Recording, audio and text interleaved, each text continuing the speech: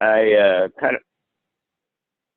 went into this big expansion mode here in the mid-aughts, only to have 2008 hit.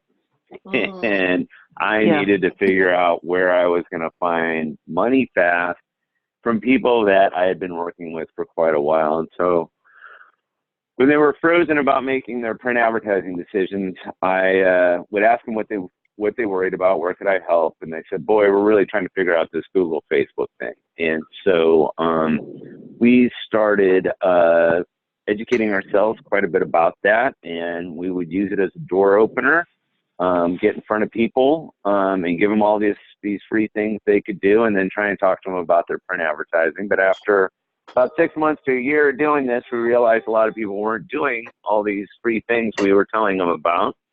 And they started asking us to do it. And hey, Ron, it's John. I'm in my spiel. John, I'm sorry. Hi, Ron. I'm sorry. Go ahead. And so we started doing it for them. And, I was like, oh, sure, we'll do that. $100, And so we've since built up a pretty significant digital agency within our group. And, the website for us is it's pioneermedia.me or pioneermediame.com. And we're a kind of a full range of services. And the basic idea is that, once upon a time, in order to reach a large audience, you needed a printing press or a broadcast license. But the internet kind of blows that up. And so businesses need to think like media organizations. They need to be their own media channels. They need to grow their presence online, build their own audience, and that's how they're going to build their business and grow their business. And so we, be your own media channel is kind of our pitch, and our basic, kind of thing is we already run one of the most active websites, one of the more active social media presences, one of the larger email lists. Rather than just selling you space in those, how do we help you do that yourself for your business? And so it's more of a service model than it is a product model. There's a lot of products trying to kind of address the needs in this space. But we find that it's really the service model that kind of works. And so this is the website. It'll kind of break it down for you. We work with Hello Windows in this market. We use cosmetic surgeon, some mom and pop, somebody in the university system. We work for one of the top divorce attorneys, one of the largest plumbing and HVAC companies in town, the office furniture place. I work with the largest chain of pediatric clinics in Omaha. Wow. Been doing that for probably about, a lot of these customers we've had for about 6 years. And I'll kind of walk you through real quick what's been a kind of a big differentiator for us. And this comes from our media kit. On the left, there's a thing called the 0 moment of truth. And what it basically says, and I hate Google for this, but it's true, but when you have a need or an ad stimulates an interest, you don't call the business, you don't visit the business, you go online and research the business. Mm-hmm. And that's the 0 moment of truth. Procter & Gamble traditionally had kind of had this thing, and the Wall Street Journal made a thing out of it, where the first moment of truth was curb appeal, first impression. The second moment of truth was you use the product or service, would you use it again? The 0 moment of truth says there's online research before any of that happens. And so if that business doesn't have their online presence in order, their advertising isn't going to be as effective. If they see the ad, then, later they're like, oh yeah, I want to do that. Where is that ad? If they don't have the ad handy, they go online. They're like, yeah, I think the name of the business was this. They don't find it. If the number's not right, if they got a 1-star review, they're not, then you're going to lose that client. And so we really kind of pushed a process. On the left here is the traditional customer journey, awareness, interest, desire, action, TOMA stands for top of mind awareness. We talk a little bit about advocates. People pay us money. Businesses pay us money to hound them about implementing kind of a review culture. It's kind of weird. It's kind of odd. You know, it's like, hey, they know it's important. They just don't have it front of mind. They don't have the discipline. They're just not making it happen. So they pay us to remind them all the time, meet with their people. We use a couple of different platforms for this to help them start building their review profiles. And, you know, online reviews are one of the most important things any business can do. So those are advocates. How do you build advocates? So on the left, or on the right, excuse me, is what we call our marketing pyramid. It starts with customer data, loyalty, word of mouth. If you have those things, you've got a business. You might not even need much online, but when you're ready to grow your business, you want to worry about what we call it now identity SEO. It used to be known as local SEO, and SEO stands for search engine optimization. Where do I show up in a Google search? When I need that product or service, generally I'm going to Google. I might go on Facebook to ask for recommendations, but those are the channels that people predominantly all use, even the ones that are looking at your paper when they're trying to get those answers. Now, some use Yelp, some use Craigslist, some use Facebook buy, sell trade groups. So there's, you know, kind of this, where's your presence online when people are looking for you, right? Do a search for your name and for your product or service. Are you showing up?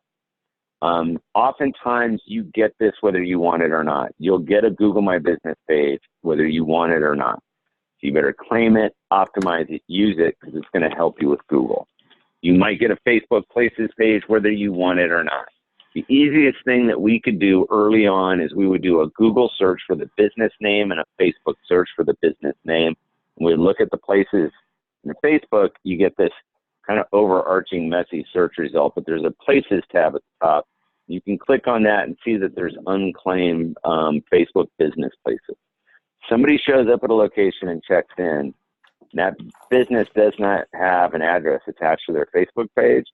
Facebook's going to give them a page, and all of a sudden they've got this unclaimed business page. So like one good example of that, hopefully I can keep picking on these guys because I've been able to do it for a while, but I'll just give you a quick example. Bellevue Medical Emergency Room. All right.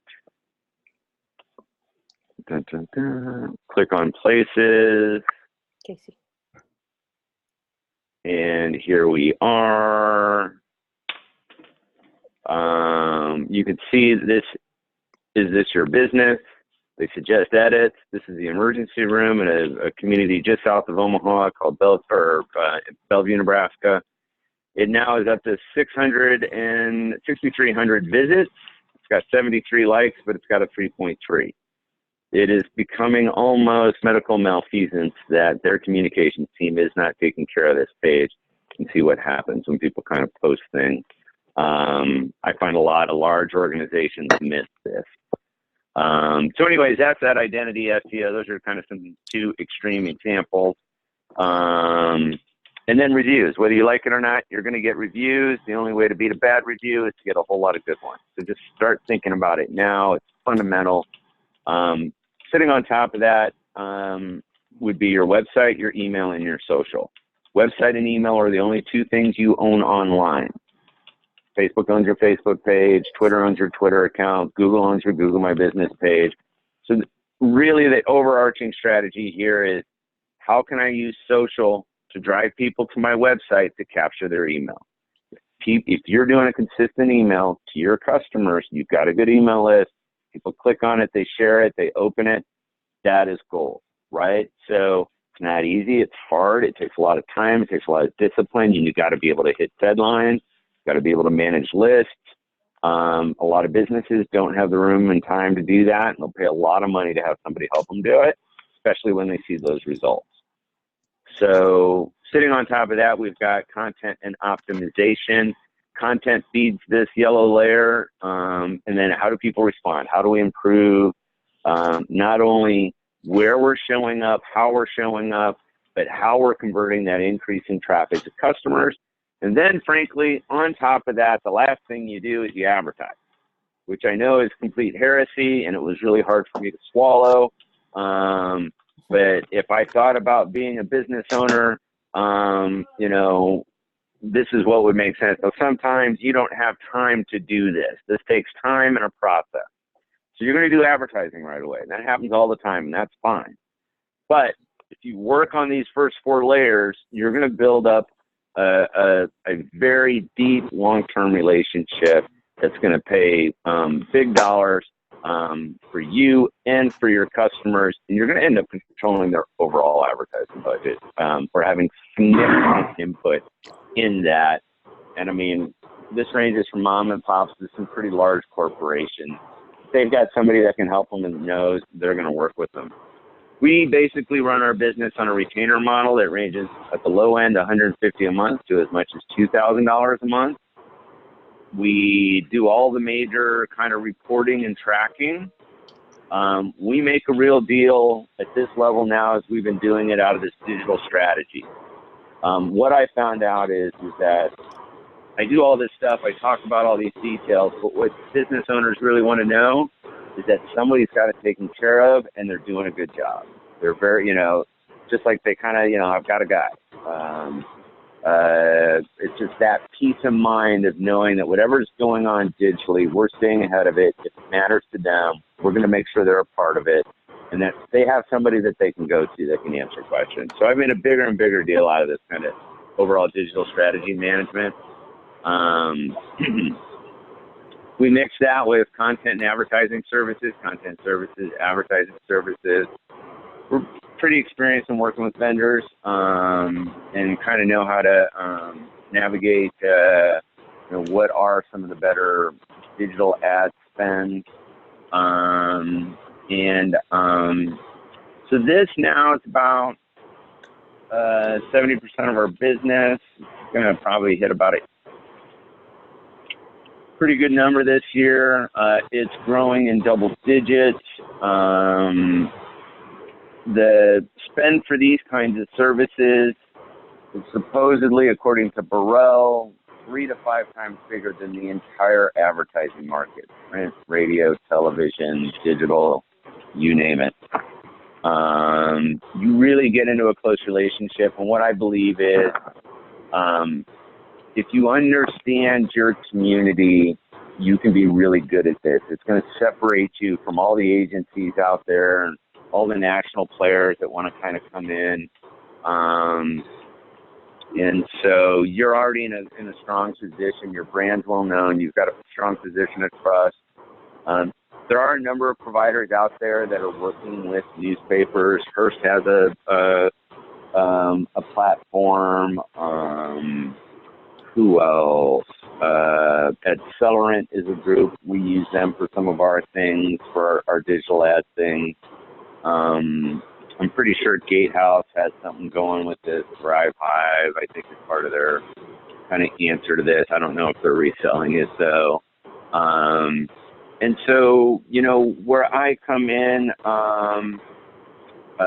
we do have reseller agreements where you can take 30% off of the wholesale on this and mark it up as you choose. I've been on a mission to kind of just train publishers in the alternative Hispanic and Black press on this. So I've been presenting on this stuff for years now, probably 4 or 5 years at least. And, whatever it takes, I'd encourage you to get into this space. The lowest hanging fruit are going to be your traditional yellow page advertisers. The top Google result when I search for plumber is a lot like having, the first 2 full pages in the plumbing section of the phone book. They have lots of dollars, usually 5 to 6 digits swirling around looking for somebody to help them with this. So if you did a search for plumber in your market and you looked at somebody that wasn't on the first page or is at the bottom of the first page, they need somebody to come in and help them with this kind of stuff. And you can, run that across all those major categories: medical, legal, you name it. And so, that's kind of the 40,000 foot view. So, John, thanks for giving an overview. One thing, and I came in late, so maybe you said this. I think everybody understands that, you have created a way to still create revenue without traditional print advertising. But tell them, how much in terms of human resources it takes to execute this. I mean, do you have to hire a whole team? All of this kind of stuff. Sure. We work, because we've kind of become a boutique agency, we work in some super competitive industries with some of the largest players in our market. We've kind of become a boutique agency. So when we started this, we used everybody that we had on our team. The person that used to have an event calendar. Event calendar was a major piece of our content, major piece of our traffic. That person knows how to make sure that detailed information is correct. Well, that person started doing a lot of the work around identity SEO. My writers, we still keep a heavy line between editorial and advertising. And I have a lot of local freelance writers looking for work, and I've been able to deploy them in this kind of agency services side. The hardest part is going to be kind of finding some technical expertise. So we've got somebody full-time that, we got a couple of people now full-time. And there's kind of a network of those people, but they're kind of hard to find because they're all really busy. But it's something that, if you can find a local resource, there's probably an agency in your region or area that has a really good technical person, but has somebody who doesn't understand content and doesn't understand community. So you might be able to partner there. It's a good question. I mean, it would, we're looking at something where we kind of can lease out our technical talent until people know enough to go out and hire their own, or get to a level where they can hire their own or learn it themselves. None of this is secret. You could Google the answer to any digital question, marketing question out there. We've just learned, who to trust and which fishing spots have the most fish. I mean, still kind of the biggest catch.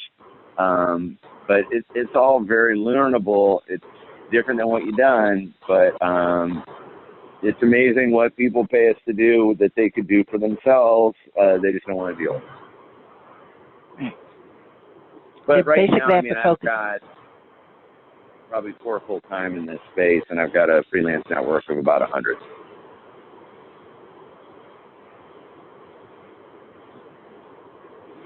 Claudia, you were going to say something? No, I was just starting to say they really just want to focus on their own business, running the business. Right. Yeah. And that's kind of the same old thing as usual. They just don't want to. They don't have time. Mm-hmm. Yeah, and it's so much more confusing for them now, and they're getting barraged with phone calls and emails. And we're an SEO company in India. I mean, I sit on the other side of some of these emails because I'm representing these clients now. And every radio, television, daily newspaper thinks they've got it and got all the pieces. But the challenge there is a lot of them are just selling products. Oh, you need this latest, greatest digital ad. They just end up kind of burning people out. Because what people really want is an overall strategy and plan. Yeah, I think Burrell talks about that a lot, of people feeling really burned out and just not knowing how to cope with it all. Is what you do your customers request or want more SEO advice and direction rather than just build me a website? Yeah. A big part of our growth has actually been existing customers just coming back and saying, we're going to spend more. Hey, this is working, thank you. I'm actually starting to lean to getting out of the website build space. There's a couple of pretty affordable options for kind of the brochure site. But for one that's really going to compete in SEO it all depends on the size of your market and how competitive it is. That industry is, or whatever the vertical is. But one of our other big areas of growth is we teamed up with about 3 website designers last year. They build a beautiful website. It looks great. And now what are we going to do with it? How are we going to get people there? How are we going to turn them into customers? And that's where we come in. So you basically take the position of being the developer as opposed to the designer. And you contract out the designer? I'm starting to refer out website build projects that aren't fairly simple brochure site builds. It's not a good use of my resources.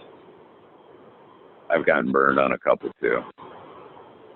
And your lowest price is a monthly price is $150? Yep. Okay, and that's monthly. Yep. Okay.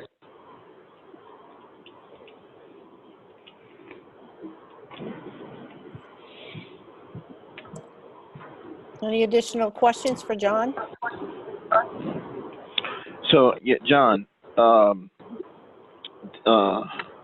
see how I want to answer this. Okay, so you're very familiar with associations. You know, you're with ANN and you know, you're with other associations. We have MACPA is the association, you know, obviously Mid-Atlantic Community Papers. And so there's the association, and then there's also the individual papers. Is there a way that the association can do some of what you're doing in order to, 1, create revenue for the association, and 2, kind of bring the members in to get them going if they need to? Well, yeah, that's a great point. Yeah, that's a great point. And my apologies, Alice. But really, Ron introduced me to Alice, and so I went online and did that Zero Moment of Truth, and it looks like Alice has got a lot of these bases covered, you know, in something that she's doing. Mm-hmm. So I think it's a great idea that, you know, since you already have a bunch of that expertise right there, and then kind of some of your you know, back-end support for the association and administrative support, that you take advantage of that.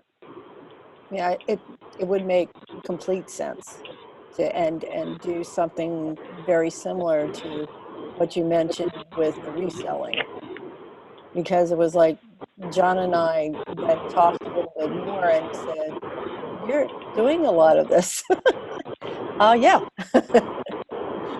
Mm-hmm. Mm-hmm. And find a group, you know, from each paper, you know, kind of find one person that can take the lead, preferably somebody that knows those big yellow page verticals.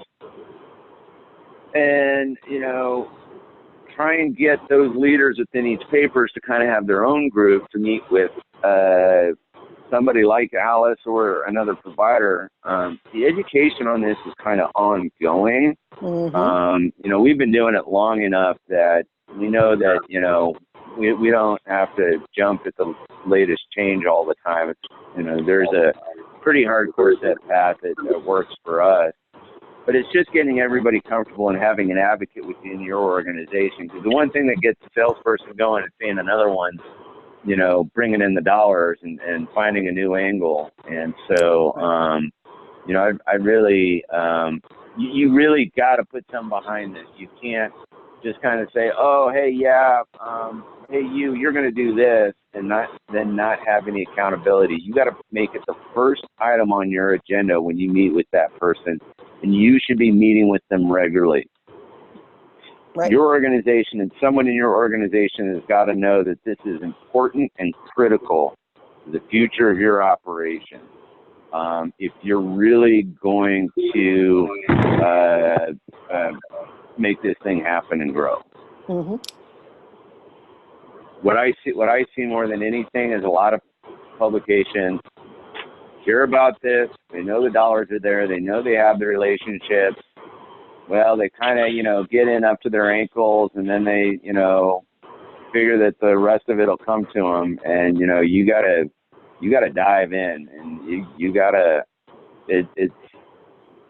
it's different than what we've done and what we're used to doing. So it's not just going to come to us. We got to really own it if we're going to make it happen.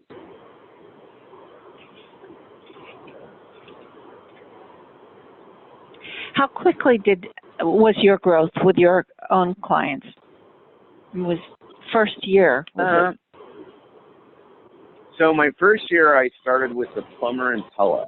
So I actually started with quite a bang, and it's kind of grown steadily since. So that's why I think, to start with, you want to try and find across those verticals kind of a player that has the budget, that's already wasted a ton of money trying to figure this out, that wants somebody local, somebody they can talk to. They understand it's not easy, that it's going to take time, and then you can kind of, so I kind of came out of the gate with, well over 100 in annual revenue just between those two entities. And kind of realized I'd actually underpriced myself because they signed it a little too quickly. You're going to have the biggest impact for them. They're going to come to rely on you. The smaller mom and pops, it's a little bit of a dicier play. So it all kind of depends on how you approach it. But it's now hitting a pretty aggressive growth rate. We're probably 20% up plus this year. Yeah. Wow. Good. One other question from me, but are you actually enjoying this as much as you used to enjoy, or if you did used to enjoy the print business? Well, actually, yes, I enjoy it a lot more than selling print advertising.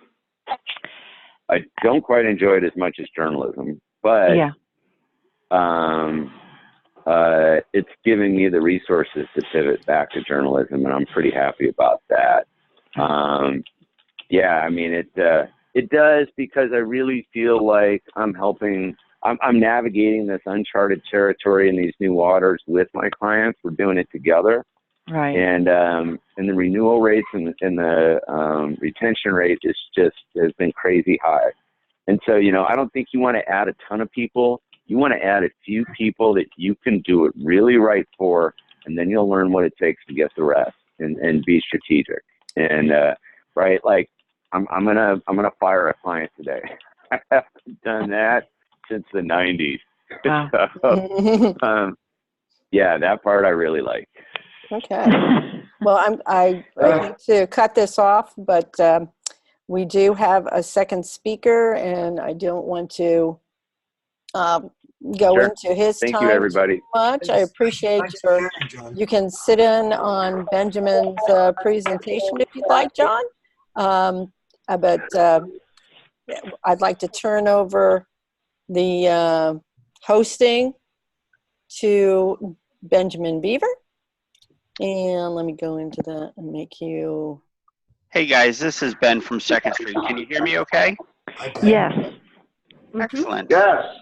Let me get you in here. All right. Hey, Ben. Make you the host. Yep, you go. Okay, let's see if I can share my screen. I usually launch these go-to meetings, so so being able to share my screen is it. All right. Yeah, you are on. Great. Can you guys see my contact information on the screen? I can see it.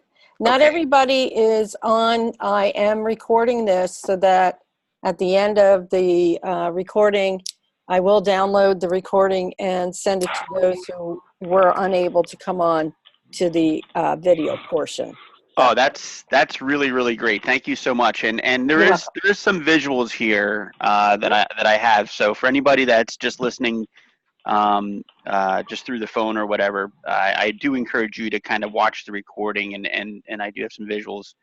I'm not a big fan of PowerPoint, but there are some slides in here that kind of gets the message across pretty quickly. So I'll use that as a guide to kind of give everybody an overview. And then what I'll do is I'll actually log into our 2nd Street Lab.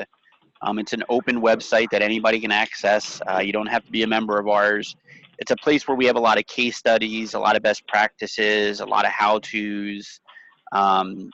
We even have sales packages and things that we put together for our partners out there. So it's an open So it's a place website. we can poke around later. Yeah, I'm gonna show some examples today. So anybody that's on the phone should watch that, watch the video, because I'll show some examples, and you can definitely poke around later. So Mhm. listen, I think it's important for everybody on the phone and with us visually to understand exactly who I am and how I kind of relate to the industry. So I'll just give you a quick 30-second overview of myself. So I'm actually located in central Pennsylvania. So I know one of the partners of yours, that's a MACBA member, is in Williamsport. I'm about 45 minutes south of Williamsport. I think you have another member that's from Hamburg. My wife is from Hamburg. We were actually just there. We were actually just there this past weekend visiting family and stuff there. So we go to we try to make it to the parade there every year that they have that's really big. So Mhm. listen, I used to deliver the Daily Item in Sunbury, Pennsylvania as a kid. I moved out of the area and worked for KB Toys for a number of years, launched their e-commerce site in the mid-90s. And I was actually back home visiting, and I saw an ad in the Daily Item. They were looking for a digital director for their newspaper. That was in 2000, and I decided it was time to get closer to home. I was living in the Berkshires at the time, and my family was here, so I moved back, and I was the digital director for the Daily Item. And it was about 2.5 years into it, and I had relaunched all their verticals, their main site, their job site, their real estate site. I had about 7 or 8 websites that I reworked, and everything was working well, and everything was looking good. And I was sitting there, and I was trying to figure out, how am I going to make money? And $100 a month banner ads just simply wasn't cutting it. And I ran across this company called You Pick 'em. This was in 2003. And back then, You Pick 'em mainly did sports contests. So NFL, March Madness, NASCAR, things like that. And my very first promotion I ran with You Pick 'em was a March Madness contest. It was a 6-week promotion. Again, central Pennsylvania, not Philadelphia, not Pittsburgh, basically Amish country. It was a 6-week March Madness contest that I ran, and I generated $8,000 worth of revenue. And I thought, I'm on to something. So that same year, I did an NFL game, and I did $12,000 worth of revenue. So I did $20,000 worth of revenue in promotions in 2003 with this company called You Pick 'em. Fast forward to 2006, I got a call from the owner. He said, "Hey, you're a bit of a power user of ours. Um, we have this idea that we want to run by you and get your thoughts on it. Basically, we want to give your site visitors and your readers a way to participate in promotions. So basically, photo contest, video contest, recipe contest, and then have the community vote on their favorite. What do you think of that?"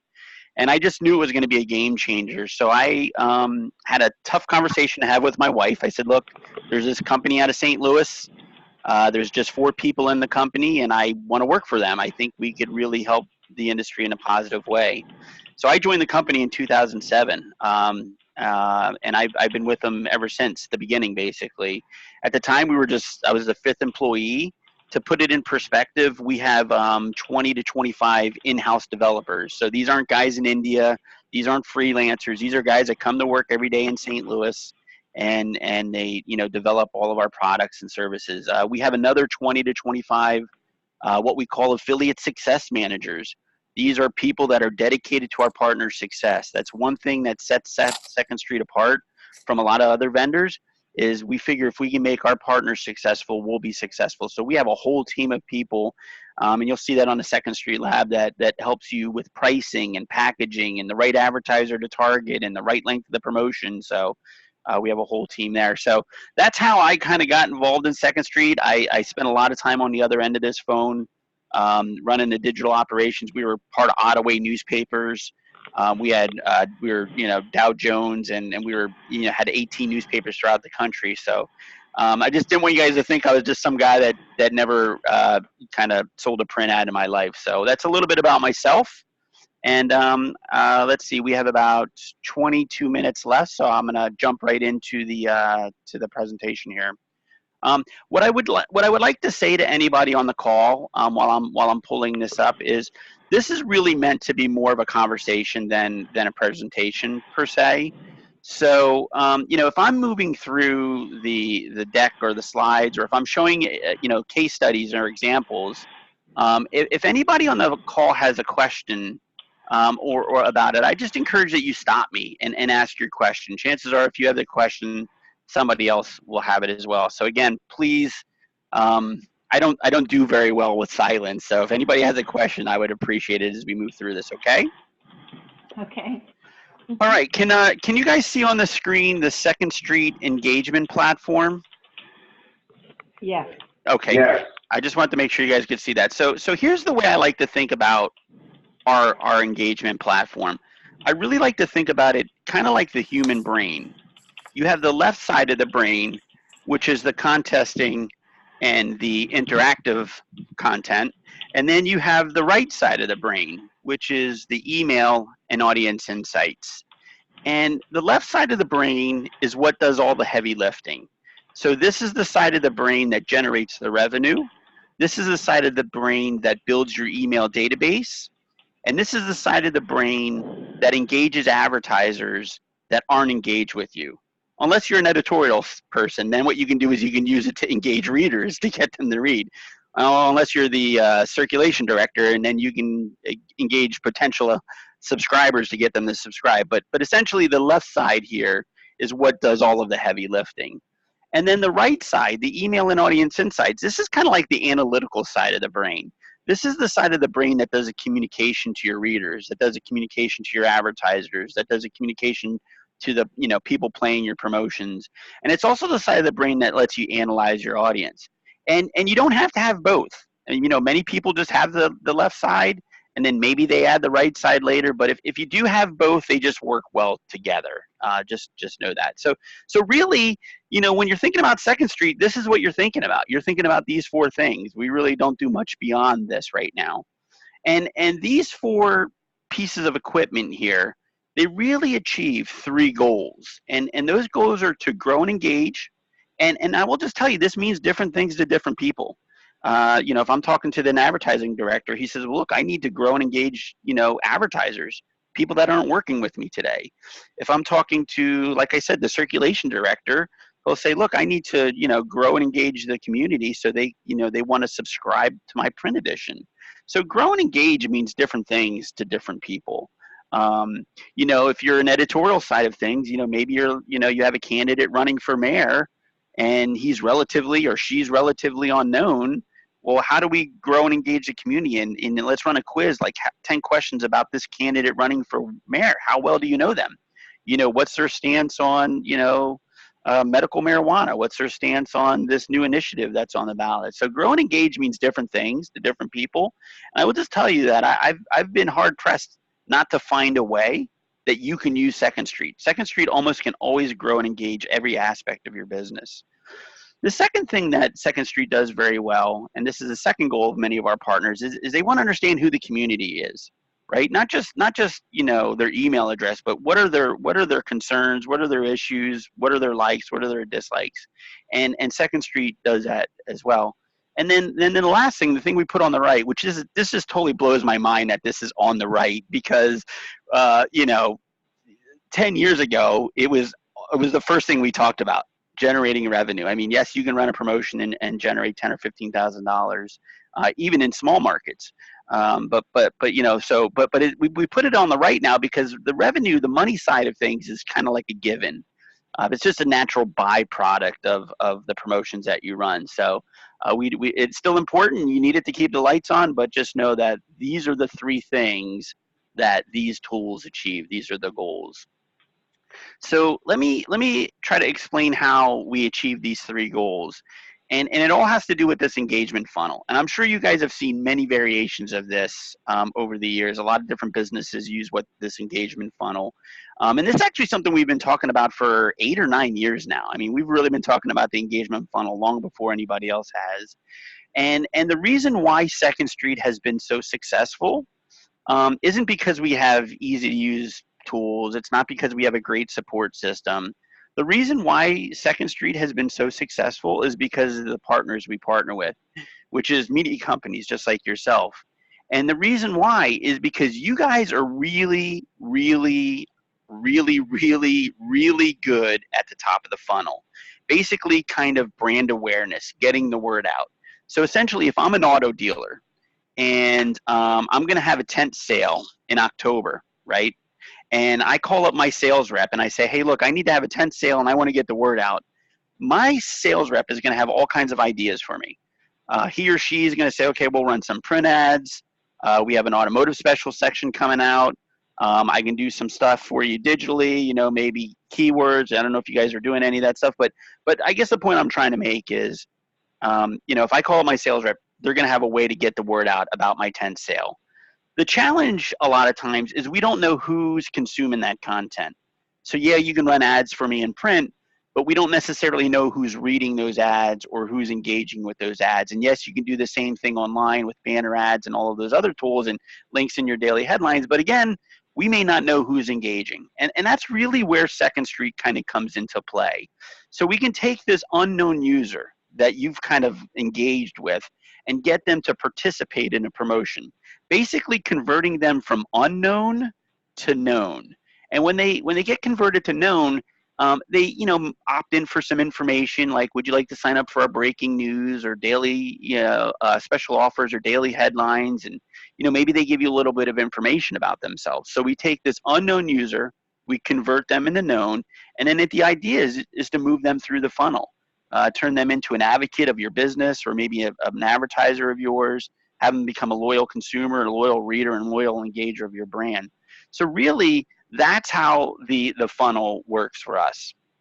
Now, typically what I like people to think about at this point of the call is I like you to think about your email database, right? You know, think about your circulation number.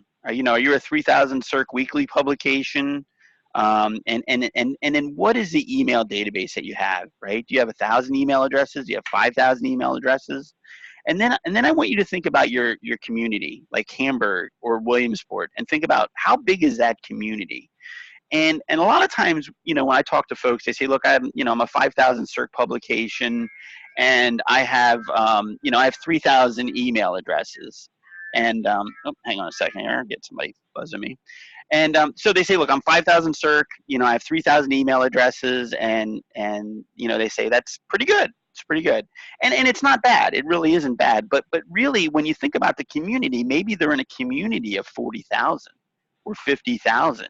And I always say to that user, when you're thinking about your email database, don't think about it in terms of your reach through print or digital. I really want you to think about your email database, and I want you to think about it in terms of your community size. So, you know, if you have a community of 50,000, how can you own 20% of that database by the end of the year? You know, how can you own 35% of that database by the end of the first quarter next year? And ultimately, how can you get to, you know, 60 to 70% ownership of the database of your local community members? And this is how Second Street can help you do that. So what happens is you have this elusive person, and maybe you have 1,000 email addresses, and that's all you have is just their email.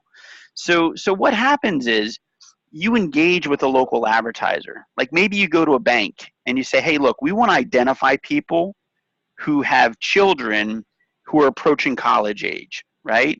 And you know, you're a financial institution, you provide student loans. What if we could identify parents who have kids who are looking for student loans?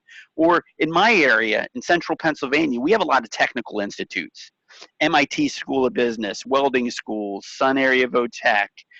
They provide like higher education as well as adult learning education. So maybe you go to local school or university and you say, hey, look, what if we can identify people that are looking for higher education? And you get them to sponsor a contest. They actually pay you to run this promotion. And when people enter this sweepstakes, maybe like enter to win free books or enter to win $1,000 college savings bond. So when people enter to win this sweepstakes here, they're now tagged as higher education. But more importantly, they tell you a little bit of information about themselves, like maybe their name and their gender. You know, then the same thing happens. Maybe you want to do a photo contest and you get a local landscaper to sponsor like a backyard makeover contest brought to you by Lloyd's Landscaping. Or maybe you engage a roofer or a sider or some type of contractor and you say, hey, we want to identify people who are looking for new windows or new sidings or replacement doors or something. So you run this photo contest, you know, like a backyard makeover contest. And again, the more important thing is people that enter this promotion are now tagged as homeowner, And because it's a local promotion, right? We aren't going to give siding to somebody in Alaska. You have to give us your info, your address, so we know where you live. You can run these personality quizzes. These are really great ways to engage, and we do trivia quizzes as well. But like personality quizzes are more like, what type of shopper are you? What type of driver are you? Things like that. And maybe one of the questions on the quiz is, what are you doing this weekend? And the answers are, I'm sitting around watching Netflix all weekend, or maybe it's, hey, I'm running the kids to sporting events. Right, so people are taking these promotions and now they're tagged, as coffee lovers and parents and things like that. You get the idea. You can run a best of promotion, and depending on the categories they vote on, and basically you can take this elusive user that you know very little about up until this point, and you can have a better understanding of who this user is. But more importantly, what you can do is you can take this user and you can better serve that user by lumping them together. So when you're looking at your database, you can say, look, let's identify the people in the marketplace that are, looking for a large purchase. Who's looking to buy a home? Who's looking to rent an apartment? I mean, that's, millennials nowadays, they aren't buying homes, they're renters. So what if I, had a rental facility here and I can identify people looking to rent apartments? Who's going to have some life-altering event? Who's engaged to get married? Or who's going to have a new addition to the family, things like that, and so it's so you can better serve this user. It's not so you can take advantage of the user. It's just so you can better align them up with advertisers. And I actually like to tell a story of something that happened to me this year. It actually happened. I can't believe that we're already in August, at the end of August, nevertheless. But basically, there's this radio station in my area, and I'm not going to say who it is, but there's this radio station in my area. And I've been subscribed to their events newsletter now for years, but they never were very active. And for some reason, January of this year, they decided they were going to get very active with their events newsletter. And the very first week of January, I got an email from them, and it was about a prenatal care clinic. Okay, I'm 50 years old. Prenatal care clinics are not in my future. So I saw the email come in, but I don't get many emails from them, so I didn't care. I thought, I'll get another one in another 4 or 5 months from them or something like that. So I didn't even open the email. I just deleted it, just totally deleted it. 2 weeks later, I get another email from them. However, this one is for a senior citizen expo. And I thought to myself, well, they're getting closer, but they're not quite there. But I opened up the email. I scrolled all the way down to the bottom of the email. And I had my finger right over the unsubscribe button. I was just about ready to unsubscribe from that email. And I thought to myself, you know what? I should give them a break. I work in the industry. I know the challenges they have in understanding who the audience is. So I didn't unsubscribe. But the point I'm trying to make is by understanding your audience, you're better able to serve that audience, not just editorial content and ads and lining them up with different things, but with community events and things that you guys do. So that's kind of what these 4 tools do in general. That's a very high level, 22-minute overview of what it is Second Street does. Any questions about that? Okay. So listen, here's what I'm going to do, guys. I'm just going to pull up some things from the Second Street Lab really quick. Can you guys see this real estate quiz provides valuable data to sponsor? Can you guys see that okay? Yes. Yes, Okay. yes. Okay, great. So just to be clear, everything that you're going to see here is online at secondstreetlab.com. And I just thought, you know what? Let me just pull up a couple quick examples. This is one of our turnkey quizzes. Okay, we have over 500 turnkey quizzes. We really have them grouped by like category. So we have a bunch for real estate, a bunch for like home builders. We have probably 2 or 3 dozen just for the medical community. I mean, a lot of our partners right now, I don't mean to take a left turn here, but when I'm talking to our partners, and by the way, we work with publications all over the country, all different sizes, free publications, rack delivered, weeklies, all the way up to the very biggest publications. But when we're talking to these guys, we kind of get a sense of what they're going after. And it seems that a lot of our partners right now are really, really focused in on the medical side of things. So they're trying to identify people looking for LASIK eye surgery.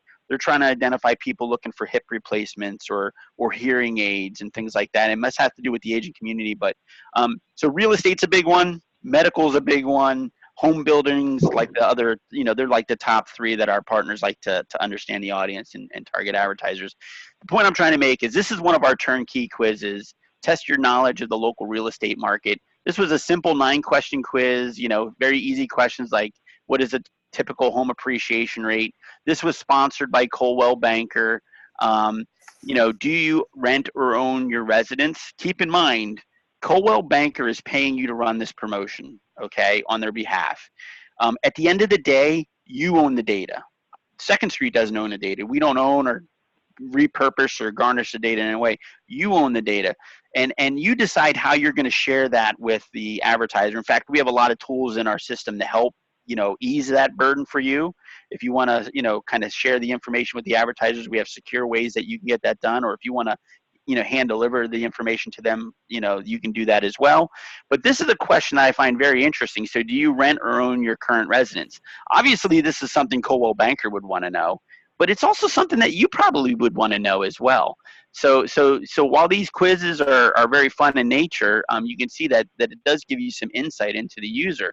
And then what you're seeing here, these are called qualifying questions. So any promotion that you run in Second Street, you have the ability to kind of custom build these qualifying questions.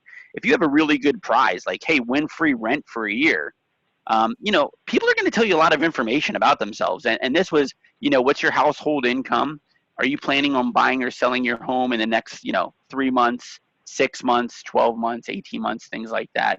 And then, of course, there's the ability to opt in and other things. So that's just one quick, I literally just pulled it up 2 minutes before I got on the call.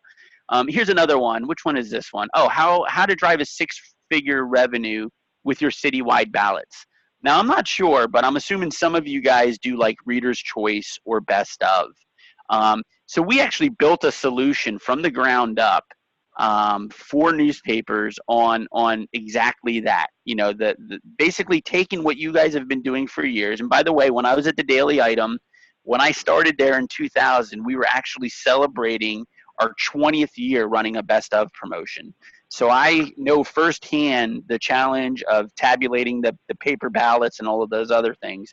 And actually, a lot of our partners are seeing a decline in that. But we have a solution. The point I'm trying to make is we have a solution that we built from the ground up for newspapers that basically does 3 things. It streamlines the process for you, right? Taking all the man hours out of it. It gives you new revenue opportunities, kind of like you can see here with group ads, category ads, rail ads. These are enhanced listings on the ballot. Again, so you guys have a lot of control whether you do these things or not. So we streamline the process. We give you new revenue opportunities. And then the third thing that happens with these Reader's Choice that we help manage for you is we see an increase in participation. We actually see a doubling or tripling of votes. So increasing of participation is important as well. And then I also have another one. This is another quiz idea. And I like this one, and I pulled this one up very quickly today because it's a what's your home decor personality? This was actually a custom quiz that was built for a local furniture store, Higdon Furniture. And basically people were selecting the furniture that they liked best. So 1 of 8, choose the bedroom suite that you like best. And these 4 bedroom suites, they actually had available for purchase in the store. And people came through and, they were able to look at the living room sets, and they picked the living room sets. And then again, this is the type of data that gets collected in our platform, and then you decide how you want to manage it with your partner. But people could opt in to receive special offers from Higdon Furniture. Would you like the Facebook page? Of course, the basic information, we call that core data. First name, last name, gender, postal code, and then the more personal stuff, the qualifying questions. So, are you looking to purchase new furniture in the next 6 months, 12 months, 18 months? And what room are you looking to furnish? Living room, bedroom, dining room. And then people take this quiz, and at the end of the quiz, we say, well, you know what? You have a contemporary furniture personality, or you're more traditional, or maybe you're more rustic. And then again, being able to deliver those results to the advertisers are very important as well. So guys, I'm right up at the minute, right up at the time. I'm very conscious of how busy you guys are, and I'm not going to overstay my welcome. I did want to show you one last one. This is a Sioux City Falls mayoral race. So this is an editorial example. People came in and they voted for who they wanted to see as mayor. And you can see I already took some of these. Yeah. What do you think the number one issue is? And then you can see there's just a lot of questions. So That's very cool. yeah. Mm-hmm. So listen, here's my contact information. I encourage everybody to, write it down quickly if you want to learn more, if you have any questions. I'm very approachable. I'm pretty hands-off. I'm not going to be that guy that picks up the phone and hounds you and begs you to work with us. But again, if you need any clarity on anything that that I presented today, I would encourage you to reach out to me. And I would also like to know some of your challenges. So if you guys have some unique situations that you're running into, and you think that, let me see if I can stump Ben, pick up the phone, give me a call, and let's see if maybe we can figure out a way that Second Street can help solve your problems. Maybe we could make that a survey. Yeah. Ben. Yeah, right. I think we should, if you don't mind, I would like to make one change to it, and I would like to use my last name, so Stump Beaver, if you could. Okay. It's kind of like a play on words. Beavers take trees and they turn them into stumps. So maybe we can stump Beaver. There you go. There you go. All right. Thank you. Well, thank you so much. I'm sure there's more questions, and I will definitely make sure everybody. What I'll do is include you in a group email, very similar to what we had for the board meeting, so that. Oh no! Wait! Yours didn't have that. I'll include everybody's information for you. So, the conversation can begin with that email. So, okay. Yeah, we can do that. All right. Yeah, and I'm not going to reach out to anybody. So I'm not going to ghost you or anything like that. But just, like I said, if you have anything, just let me know. I'd love to communicate. Okay. Sounds good. Thank you so much. Appreciate all the education of what you have to offer.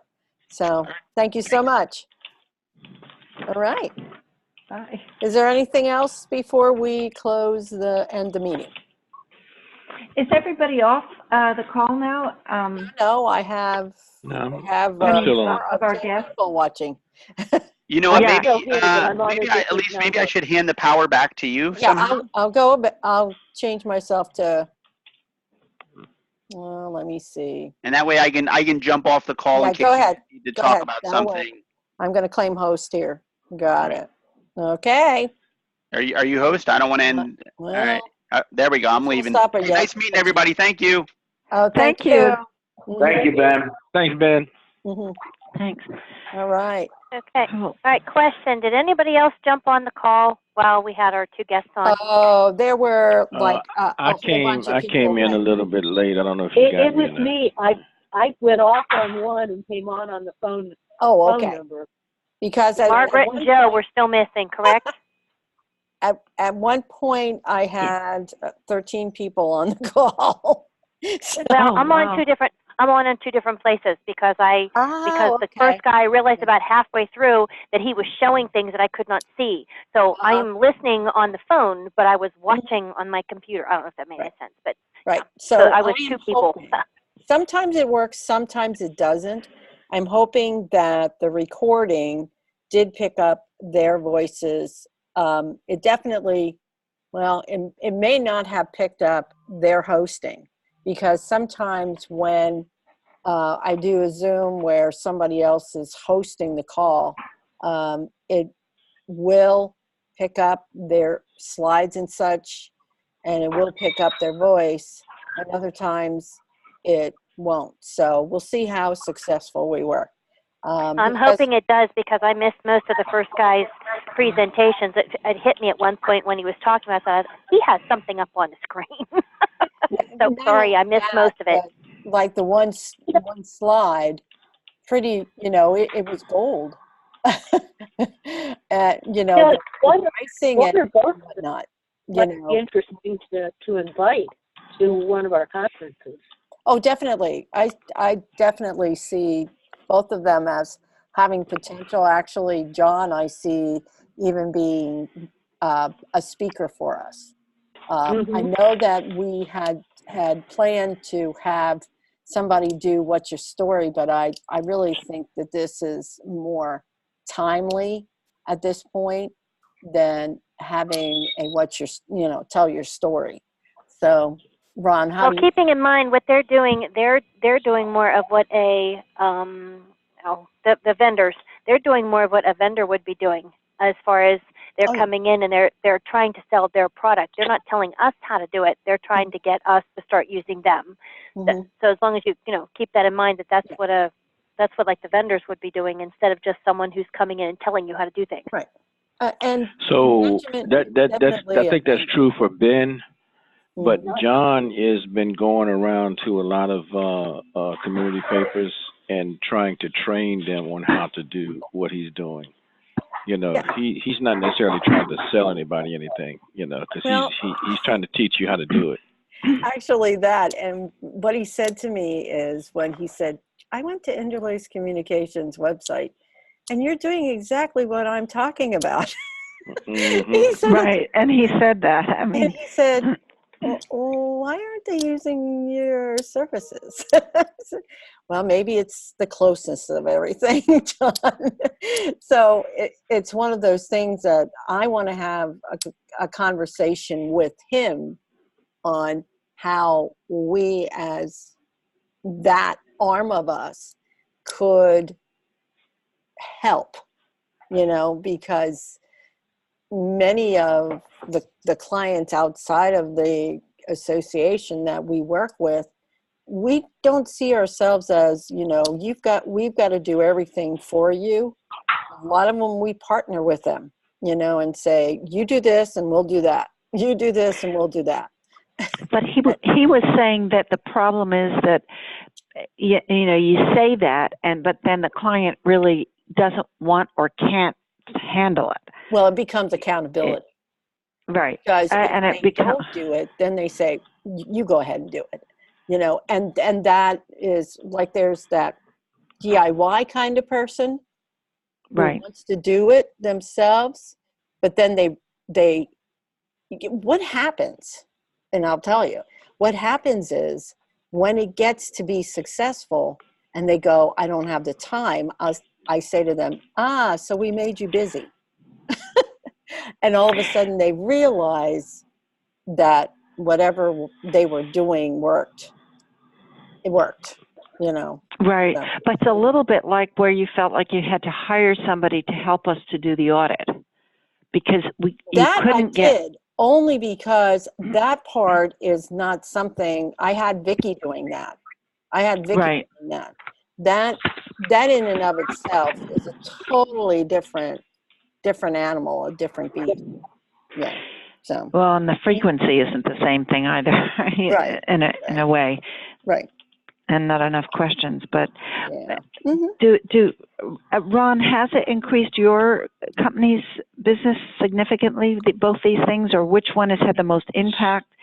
So right now we're still in the startup phases, just like, MacBook Party is. I've known John for a while, but I just really got a sense of what he was doing in terms of the digital agency when I went to this conference in Boulder, and that was in late July, and I just met Ben then. So we've had a couple follow-up calls about using him for the Washington Informer, and it's just a matter, he does have a startup fee and all of this, so it's a matter of us just putting a program in place. So we're not actually using either one of them yet, but we're going to. I see. Yeah. Yeah. It's really interesting. I do know other papers that are doing what John is doing, and they were at the conference and they were all talking about the revenue that they're making, and it's pretty much, a lot of it is just they talk about how it's money that you make while you sleep, because once you get it, you don't really have to do a whole lot to maintain it. So. I really liked what he said about just start with a small number that you actually can handle, because especially when you're a small paper, you're just feeling so overwhelmed with, like, I don't have enough people to do all this, and I don't have the revenue to hire someone to do it. And that's why I asked him to address, how much resources in terms of manpower it would take to do this. And there was another paper that said basically they have people who manage each account, but they use interns, they use college students because they can do it off of their phone, and and then they know the technology and stuff like that, and you don't really have to pay them. I think they give them a stipend or something, but you don't really have to put them on the payroll, So right. Obviously John's a little bit more advanced. So as he said, he has a staff. He uses freelancers, but he has a staff. But some of the others were talking about how they just use college kids. Right. Oh gosh. But the good thing about John is he will take the time to individually or collectively walk you through. But like you said, Alice is doing a lot of what he does. So maybe we should figure out a way to let Alice.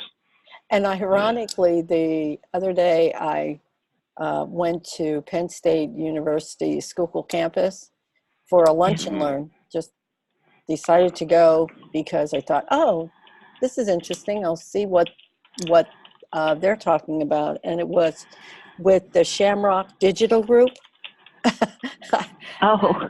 Republican Herald, and what they are doing for their digital program. And one of the pieces that they are using is using Waze, the GPS app.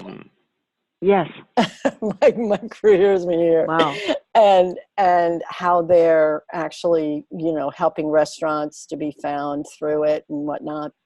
So just some really cool things are out there that are available and can be upsells for the print and the digital. So yeah, some cool stuff. Wow. Well, it definitely is a lot of cool stuff. It's just sort of digesting it is the challenge, I think, sometimes. One of the things too, and he made a point that, there's so many things and so many new things happening, and really, truly, it comes down to choosing one or two things that you feel your clients can comprehend, understand, and use. There's so many out there now, and it used to be 7 touches, and he's right. Now people go to the website, find out about you, and then advertise, or then do work with you. It's 21 touches now instead of 7. So it's scary. But he was really on target about how people do search people out. Yes. You really do know, even if you don't do a lot of digital, you tend to go to a website now and Google just to find out about it. It's just automatic. You don't even think about it anymore. Right. It is really challenging. Well, I'm looking at the time, and we're at 1:12, so I think that maybe we need to close this meeting. Close this meeting and have a motion to adjourn. Yes, absolutely. I don't know who's on left, but yeah. Is there anybody who can make a motion to adjourn? So before, right quick, before we adjourn, do we need to, and I don't know that we do, but do we need to have any quick discussion, maybe through email right now, whatever, about what may be next steps for John and or Ben? Why don't we have the conference committee discuss, because that's sort of the next step for this. See how they feel about those two. Actually, I see Ben as being let's invite him to become an associate member. And quote unquote, I've already talked to him about that and what his benefits are and whatnot. So he sort of has that information already. So, cool. Okay. What do you think of that as a that's fine. Next step? I think that makes sense. Okay. Yeah, because that's where I met Ben. He was a vendor at the conference that I went to, and he that's what he does, is go around the conferences, and I have no idea. He said he does have a budget, to pay the fees. I have no idea how big or how small it is, but I'm pretty sure he is can so fit it close. into ours. Oh my God, he's so Yeah. close to us. It's ridiculous. So. Yeah. Yes, yeah. Okay, and before we adjourn, next meeting, is it still set for Thursday, September 19th? It is so far. It hasn't Do we want changed. to read it? Do we want to change it to 1 o'clock or noon? Because I know John, are you still on, John Schaffner? No. Yes, I am. Okay. Do you, in September, have the conflict at 4 o'clock on Thursdays? I don't think so. I don't think so anymore. Okay. Just a summertime conflict. All right. So then maybe let's go back to the 4 o'clock. That works better for me. All right, just a reminder, I will not be in attendance. I will be in Canada again. Oh my word. So I told you guys that last meeting, just so you knew. But you did say you'd make sure you got me the recording, so I can still get some sort of notes off of that, unless somebody else wants to do that, and I just whatever. However, I can do we'll handle it. I can do that. I can record it, and we can take notes for you, and we can. Sorry, Monday we still have the 10 a.m. conference meeting on the 16th. Yes, is that you do. Right? When? Okay. Monday the 16th. Okay. Yes, at 10 a.m. Okay. That I forget why we made it 10, but we did meet at 10. Yeah. 10 a.m. Yeah, I'll double check that too. Okay. All right. Sounds good. All right, I move we adjourn. Yeah, there you go. You're running out of Second, all in favor. Aye. Aye. I'll say aye for everybody. Okay, take care, everyone. All right. See Thank everybody you. later. See you later. Bye. Bye. Bye. Bye.